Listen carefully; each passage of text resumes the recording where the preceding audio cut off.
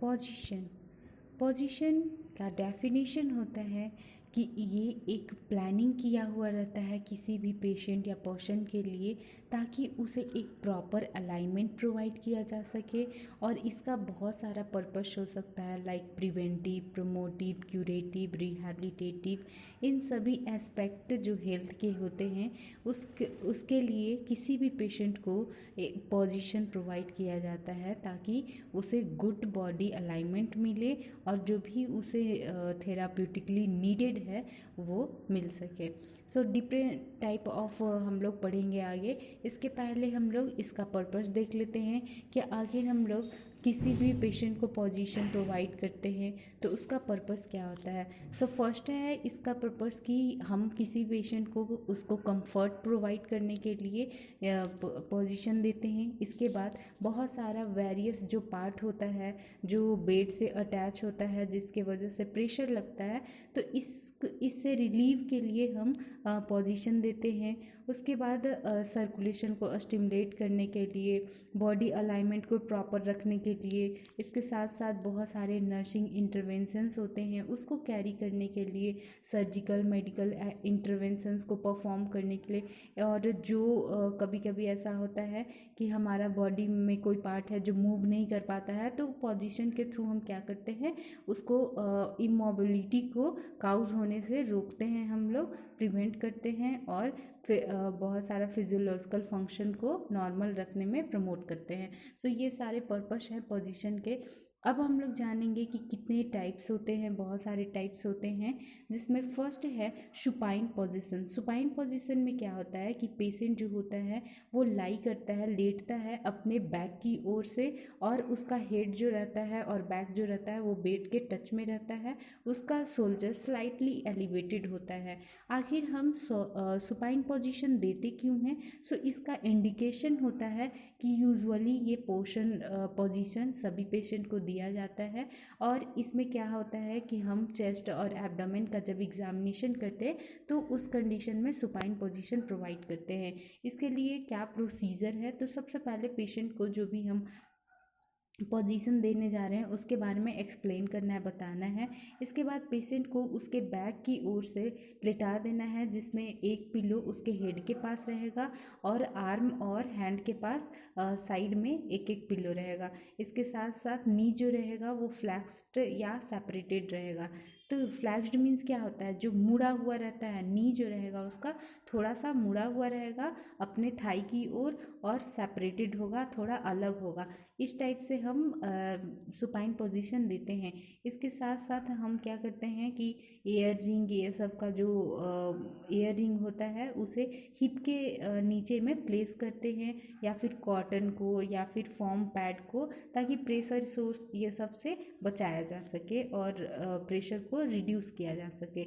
इसके साथ साथ हम लोग जो फुट बोर्ड होता है उसको फीट के नीचे में रखते हैं, और इसके बाद हम लोग पेशेंट को, जो पैरालाइज्ड पेशेंट हो सकता है, उससे भी हम बचाते हैं। अगर पैरालिसिस है किसी पेशेंट को तो उसमें क्या करते हैं कि हैंड को रोल कर देते हैं, पेशेंट के हैंड को रोल कर देते हैं। इसके बाद हम लोग जानेंगे कि नेक्स्ट पोजीशन क्या है, वो है प्रॉन पोजीशन। प्रॉन पोजीशन में क्या होता है, इसमें पेशेंट जो होता है अपने एब्डोमेन की ओर से लेटा होता है बेड पर, यानी कि उसका एब्डोमेन जो रहता है वो बेड के टच में रहता है, और उसका हेड थोड़ा टर्न होता है एक साइड की ओर, और इसके साथ साथ वो छोटा सा पिलो भी यूज़ कर सकता है अपने एंकल के पास।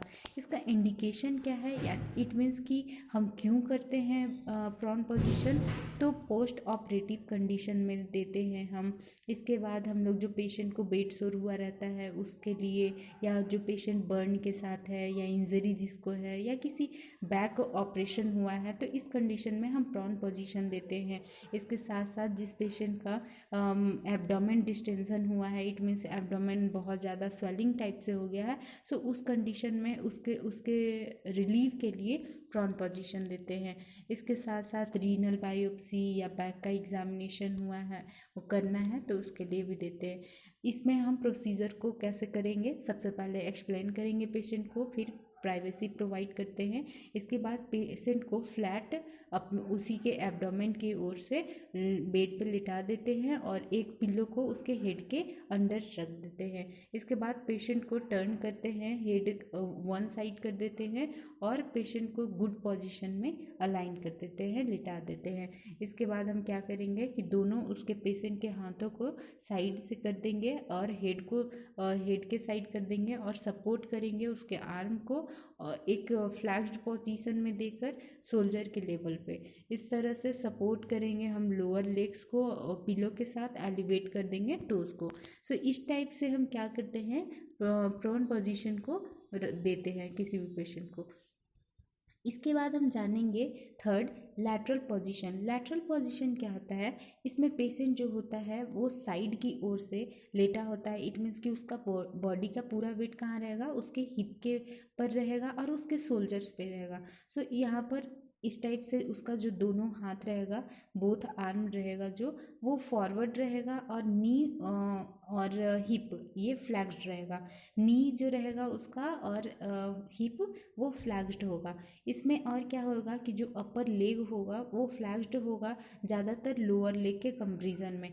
लोअर लेग के कंपैरिजन में अपर लेग थोड़ा फ्लैक्स्ड होगा। इसके साथ साथ उसका अपर नी और जो हिप शोल्डर रहता है वो सेम लेवल पे होना चाहिए।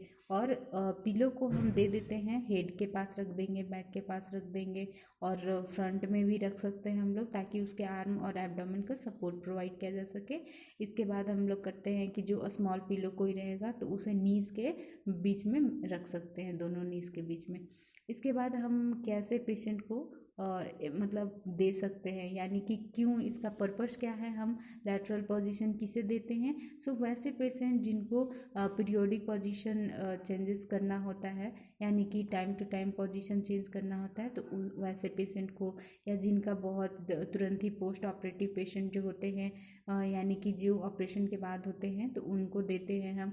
उसके बाद जो जिनको पेरिनियम का एग्जामिनेशन करना होता है या सपोसिटरीज जो मेडिसिन ड्रग होता है उसे इंसर्ट करने के लिए भी हम देते हैं। रेक्टल टेम्परेचर लेने के लिए ये पोजीशन देते हैं। इसके साथ बैक केयर में भी हम ये पोजीशन देते हैं और एनीमा या कॉलोनिक इरिगेशन करते हैं उस टाइम भी हम ये पोजीशन देते हैं। सो इस पोजीशन में क्या प्रोसीजर होता है, सो इसमें हम देखते हैं कि सबसे पहले पेशेंट को एक्सप्लेन करते हैं एज वेल, जैसा कि सभी प्रोसीजर में हम करते हैं, और इसके साथ साथ प्राइवेसी मेंटेन करते हैं।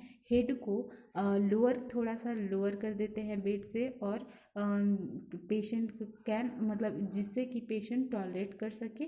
और पोजीशन जो होना चाहिए वो पेशेंट का साइड होना चाहिए, बेड के साइड होना चाहिए, और टर्न करना चाहिए पेशेंट को एक साइड में। ये नहीं कि मतलब एक साइड में कर दिए, ये नहीं कि बैक साइड से कर दिए, नहीं, शोल्डर और हिप के हिप पर ही उसका पूरा बॉडी वेट होना चाहिए। सो ये प्रोसीजर। इसके बाद हम क्या करेंगे, अगर रिंग, एयर रिंग रहेगा प्रेजेंट हमारे पास अवेलेबल, तो उसे हिप के पास रख देंगे, ताकि जो भी मतलब हिप जॉइंट ये सब से जो प्रेशर रहे वो रिड्यूस हो जाए। और इसके साथ हम क्या करते हैं कि जो पोजीशन होता है दोनों हाथों का वो फ्लैक्स्ड होना चाहिए, और दोनों आर्म वो सपोर्टेड होने चाहिए पिलो से शोल्डर लेवल पे, और पिलो को हमें बैक के नीचे भी रखना चाहिए ताकि वो प्रेशर सोर्स से बच सके। और इसके साथ साथ हम पिलो को सेमी फ्लैक्स्ड में लेग के अपर पार्ट में हिप के बीच में रख सकते हैं, और ग्राइन टू फुट, मतलब groin to foot, it means जो हिप के मतलब हिप के पास जो जितना रहेगा पार्ट, और वहाँ से लेकर फुट तक हम पिलो रख सकते हैं। इसके बाद जो सैंड बैग रहता है वो हम ये डिपेंड करता है कि फुट का क्या पोजीशन है या सरफेस कैसा है, उस कंडीशन में हम सैंड बैग यूज़ कर सकते हैं। इसके बाद फोर्थ है लिथोटॉमी पोजीशन। लिथोटॉमी पोजीशन क्या होता है, इसमें क्लाइंट को सुपाइन पोजीशन में लिटा देते हैं। इसके बाद हम जो उसका हिप रहेगा उसे फ्लैक्स्ड कर देंगे। फ्लैक्स्ड मीन्स मोड़ना, तो हिप को किस साइड मोड़ना है, उसके एब्डोमेन के साइड मोड़ देंगे। जो लेग रहेगा वो सेपरेटेड होना चाहिए और थाई फ्लैक्स्ड होना चाहिए। इसके बाद पेशेंट का बटक जो रहना चाहिए वो टेबल के बिल्कुल किनारे होना चाहिए, एज पे होना चाहिए, और उसका लेग्स जो रहना चाहिए दोनों सपोर्टेड होना चाहिए स्टिरअप के थ्रू। उसके बाद हम क्यों ये पोजीशन देते हैं पेशेंट को? सो जब डिलीवरी होता है बेबी का तो उस कंडीशन में हम देते हैं, या रेक्टम एग्जामिनेशन, सर्जरी करना होता है, या विजाइनल एग्जामिनेशन, हिस्टेक्टमी, तो इन सभी कंडीशन में हम क्या करते हैं, लिथोटॉमी पोजीशन देते हैं। इसका प्रोसीजर क्या होता है कि पेशेंट को पहले हम एक्सप्लेन करते हैं, प्रोवाइड प्राइवेसी, उसके बाद पोजीशन हम कैसे देते हैं बैक की ओर से, और उसके एक पिलो को उसके हेड के पास दे देते हैं। इसके साथ साथ उसका जो लेग रहेगा वो अच्छे से सेपरेट होना चाहिए, उसका थाई फ्लैक्स्ड होना चाहिए, एब्डोमेन जो होना चाहिए फ्लैक्स्ड होना चाहिए एब्डोमेन की ओर, और लेग जो थाई है वो लेग की ओर फ्लैक्स्ड होना चाहिए। इसके बाद क्या होना, मतलब जो लेग है वो थाई की ओर फ्लैक्स्ड होना चाहिए, और बटक को हमेशा टेबल के साइड में रखना, बिल्कुल किनारे रखना है, और सपोर्ट करना है स्टीरअप से। सो ये प्रोसीजर हो गया हमारा लिथोटॉमी पोजीशन का। इसके बाद हो गया हमारा फिफ्थ आता है dorsal recommend position. Dorsal recommend position में क्या होता है कि जो पेशेंट है वो बैक साइड से ही लाई करता है। इसमें जो नी है वो पूरी तरह से फ्लैक्स्ड होना चाहिए, थाई भी फ्लैक्स्ड होना चाहिए, और एक्सटर्नली जो रोटेटेड फीट होता है वो फ्लैट होना चाहिए बेड पे। इसके बाद पोजीशन, जो क्लाइंट का पोजीशन होना चाहिए इसमें वो किसके साथ होना चाहिए, पेनफुल डिसऑर्डर जिस पेशेंट को है, या फिर जो मोर मतलब कंफर्टेबल है नी को फ्लेक्स्ड करने के साथ, सो वैसे पेशेंट को हम ये देते हैं। इसमें क्या होता है कि इसमें क्या होना चाहिए कि जो ये हम यूज़ करते हैं तो इसमें एब्डोमेन के असेसमेंट के लिए भी हम यूज़ करते हैं, ताकि जो मतलब कॉन्ट्रैक्शन हो या एब्डोमेन मसल का उसको प्रमोट कर सके। सो डोर्सल रिकमेंड पोजीशन बहुत ही इम्पॉर्टेंट है। इसका इंडिकेशन यानी ये क्यों यूज़ करते हैं, सो जब किसी पेशेंट का कैथेटराइजेशन करना है, वेजाइनल डॉर्च करना है, वल्वल या वेजाइनल रेक्टल एग्जामिनेशन करना है, इस कंडीशन में हम डोर्सल रिकमेंड पोजीशन प्रोवाइड करते हैं। इसके बाद जो वेजाइनल ऑपरेशन या फिर इंसर्शन ऑफ टेम्पन्स, ये सब जो होता है प्रोसीजर, इस केस में भी हम डोर्सल रिकमेंड पोजीशन प्रोवाइड करते हैं। इसका प्रोसीजर होता है कि सबसे पहले तो हम पेशेंट को बैक की ओर से बेड पे लिटा देते हैं, जिसमें कि 2 या उससे ज़्यादा पिलो हम उसके हेड के पास रखते हैं, जिससे पेशेंट कंफर्टेबल प्रोवाइड करे। इसके बाद पेशेंट को हम एयर रिंग देते हैं उसके हिप के नीचे, या फिर कॉटन रिंग को रखते हैं उसके हील, और इससे क्या होगा, हील के पास रखते हैं जिससे प्रेशर रिड्यूस हो जाएगा। अब जानते हैं हम फाउलर्स पोजीशन। फाउलर्स पोजीशन ये बहुत ही इंपॉर्टेंट पोजीशन होता है। इसमें क्या होता है, पेशेंट जो होता है वो एक सिटिंग पोजीशन में होता है। इसमें हेड जो होता है थोड़ा एलिवेटेड होता है, like 45 degree angle to 60 degree angle पे होना चाहिए, और इसमें क्लाइंट का नीज वो स्लाइटली एलिवेटेड होना चाहिए, और इसमें प्रेशर जो रहता है पॉप्लिटियल वेसल, इट मीन्स नी के अंदर का जो वेसल होता है इस पर प्रेशर नहीं होना चाहिए, अवॉइड करना चाहिए। तो इसमें क्या करेंगे कि जो बैक रेस्ट हम करते हैं ऐसे करके, किसी भी चेयर पे जिस टाइप से बैठते हैं तो उस टाइप से हम बैक रेस्ट करते हैं, जिसमें 2 पिलो का यूज़ करते हैं, और बैक और हेड के पास 2 पिलो रख देते हैं। पिलो जो होना चाहिए वो नेचुरल अलाइनमेंट में मेंटेन करना चाहिए, और उसका हैंड, पेशेंट का हैंड और रिस्ट को और 4 आर्म को भी एक नेचुरल अलाइनमेंट में, मतलब जैसे बॉडी को होना चाहिए उस कंडीशन में रखना चाहिए। इसके बाद जो फाउलर्स होता है वो 3 टाइप से, एक फाउलर्स जो 45 to 60 डिग्री एंगल पे रहेगा। इसके बाद सेमी फाउलर्स ये 30 डिग्री एंगल पे रहेगा, और हाई फाउलर्स जो 80 डिग्री के एंगल से ज़्यादा पे रहना चाहिए। सो जो फाउलर्स रहेगा उसमें क्या रहेगा, नी जो रहेगा थोड़ा सा एलिवेटेड रहना चाहिए, या नहीं भी हो सकता है, या फिर सेमी फाउलर्स में नी इसमें भी एलिवेटेड होना चाहिए, और हाई फाउलर्स में भी नी एलिवेटेड होना चाहिए। ये हो गया हमारा फाउलर्स पोजीशन। हम फाउलर्स पोजीशन क्यों प्रोवाइड करते हैं? ताकि जो पेशेंट को डिज्निया है तो उससे रिलीफ के लिए, इट मीन्स जो ब्रीदिंग प्रॉब्लम होता है और सर्कुलेशन को इम्प्रूव करने के लिए, या फिर जो एब्डोमिनल मसल को रिलैक्स करने के लिए, बैक, थाई, इन सभी मसल्स को रिलैक्स करने के लिए हम फाउलर्स पोजीशन देते हैं। इसके साथ साथ जो एब्डोमिनल स्ट्रेचर होता है उसमें कोई किसी तरह का जो टेंशन नहीं हो, तनाव नहीं हो, तो उससे रिलीफ के लिए भी हम देते हैं। इसका पर्पस क्या है, इसका प्रोसीजर क्या है? तो इसका प्रोसीजर में हम सबसे पहले एक्सप्लेन करते हैं पेशेंट को, फिर उसका हेड को एलिवेट करते हैं। बेड का जो हेड रहेगा, बेड के हेड को एलिवेट करेंगे। उसके बाद हम करते हैं कि जो हेड रहेगा उसको मैट्रेस के अगेंस्ट में एक छोटा सा पिल्लो दे देते हैं, जिस पे हम हेड को रख देते हैं। और जो हम पिल्लो यूज़ करते हैं उससे हम क्या कर सकते हैं, आर्म को भी सपोर्ट प्रोवाइड कर सकते हैं। इसके बाद हम जो स्मॉल पिलो रहेगा उसे हम लोअर बैक साइड में रख देते हैं। एक पिलो को, एक को हम क्या करते हैं, फुट के पास, फुट बोर्ड जो होता है वो पेशेंट के फीट के पास रखते हैं। और जो पेशेंट सिटिंग पोजीशन में है सो उसके आर्म के साइड में और नी के साइड में भी एक पिलो रख देते हैं। सो इस टाइप से जो पिलो उसका रखते हैं नी और आर्म के पास, तो वो नी और आर्म थोड़ा रेस्ट हो जाता है, ऊपर हो जाता है। इसके बाद हम जानेंगे सिम्स पोजीशन। सिम्स पोजीशन क्या होता है? इस पोजीशन में क्लाइंट जो होता है ना ही तो वो राइट साइड से होता है, ना ही लेफ्ट साइड से लेटा हुआ होता है। इसमें मतलब क्या होता है, इसमें या तो राइट साइड से होता है पेशेंट या लेफ्ट साइड से लेटा हुआ रहता है। इसमें जो उसका लोअर आर्म रहता है वो क्या होता है, बॉडी के बिहाइंड होता है, और अपर आर्म जो रहता है वो थोड़ा शोल्डर के साथ बेंट रहता है इल्बो से।